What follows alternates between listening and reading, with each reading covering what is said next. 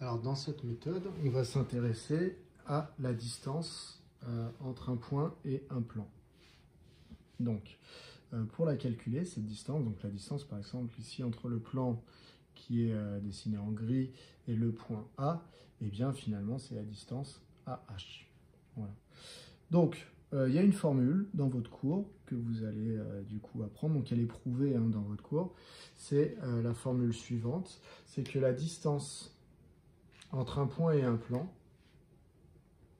donc la distance entre un point A et un plan P, elle vaut la valeur absolue de AM scalaire N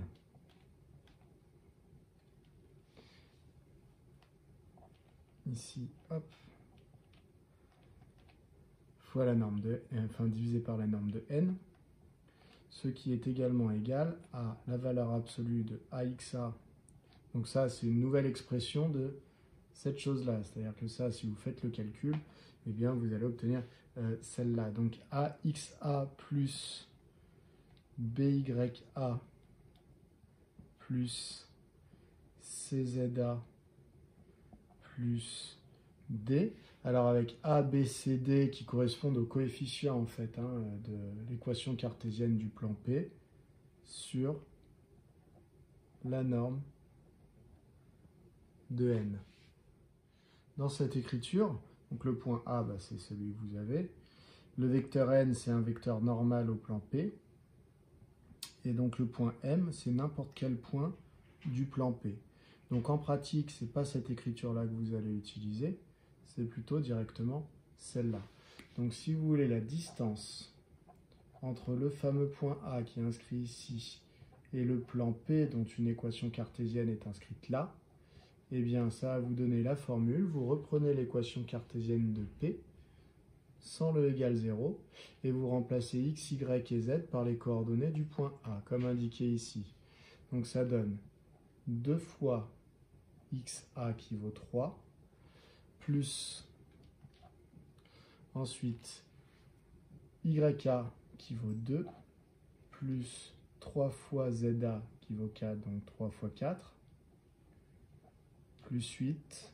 Donc là, ce que vous avez marqué là, c'est AXA plus BYA plus CZA plus D. Vous prenez la valeur absolue de ce résultat et vous divisez par alors la norme de N.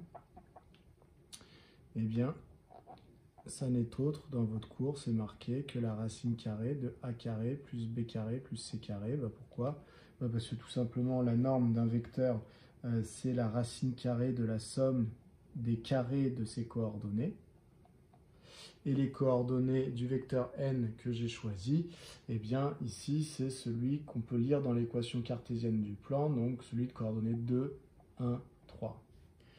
Donc ça me donne la racine carrée de 1 au carré plus, pardon, pas de 1, je vais y arriver, c'est de 2 au carré plus 1 au carré plus 3 au carré. Voilà. Donc j'ai appliqué cette formule scrupuleusement. Ça me donne cela. Donc, du coup, je peux l'effacer et je vais tout simplement faire mon calcul. Ça me donne. Donc là, je peux faire le calcul. 2 fois 3, 6. 6 et 2, 8. 3 fois 4, 12. Donc 8 plus 12, 20. Plus 8, 28. Sur la racine carrée de 2 au carré, ça fait 4. 1 au carré, ça fait 1. Donc 4 plus 1, 5. Plus 3 au carré qui fait 9. 5 plus 9, 14. Donc ça me donne racine carrée de 14. Voilà. Et donc, si je veux avoir une petite idée de ce que ça vaut, je peux en trouver une valeur approchée. Et si je prends une valeur approchée à 2 chiffres après la virgule, eh bien ça me donne 3,74. Donc après, suivant l'unité que vous avez choisie, pour les coordonnées, à la base, ça va vous donner des mètres ou des centimètres. Voilà. Nous ici, on n'a pas d'autre unité que finalement la norme de chacun des vecteurs. C'est ça qui définit notre unité.